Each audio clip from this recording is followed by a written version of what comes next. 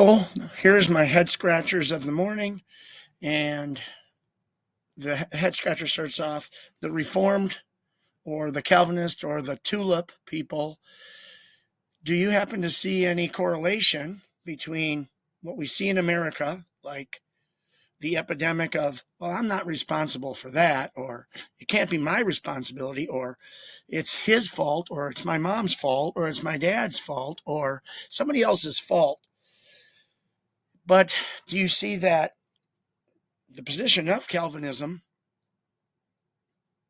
that is the Calvinist position? God did it. It was decreed for me. It was what was going to happen, irregardless of what decisions I made or how much I became Christian-y. And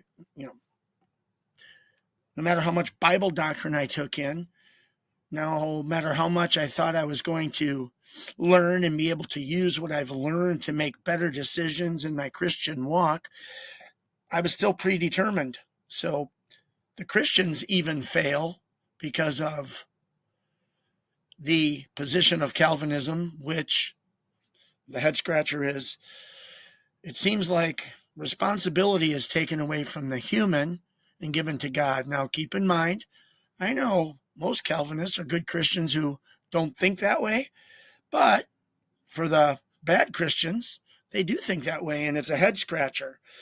That's the evil that we see turning America upside down and basically making America not what it was 100 years ago. So, by the way, sorry, it's always on my screen. You can read it for yourself right here. Does anyone else see the Reformed position as one that evils America, mirrors all that we see as evil in America? Satan's already got darkness in the country and has mankind thinking that, they're not responsible for this or they're not responsible for that. Or I can do what I want to do because it's okay, because it's me and I'm not hurting anyone else. But as a good Christian, that filters into everyone else. So the head scratcher is, does anyone else see that if everything's been decreed, everything's been determined, no matter what happens, that is going to be the outcome? And if that's taught in the Christian circles underneath Calvinism, TULIP, Reformed, can't you see that might be part of the reason for evil overall? So, again, you can read all that if you want.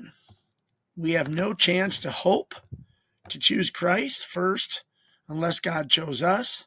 And then after that, we're taught that we don't really have responsibility, because no matter how hard I try, I'm still going to choose whatever's been decreed. I'm going to think I'm living reality. When stuff gets too tough, too hard, I can just fall back on what I've been taught at church or underneath Calvinism. Well, I guess since it was predetermined and God needs glory, he's getting glorified through my sin, through my bad choices, through my family's lost and wayward ways. Hey, this is great. God's winning again.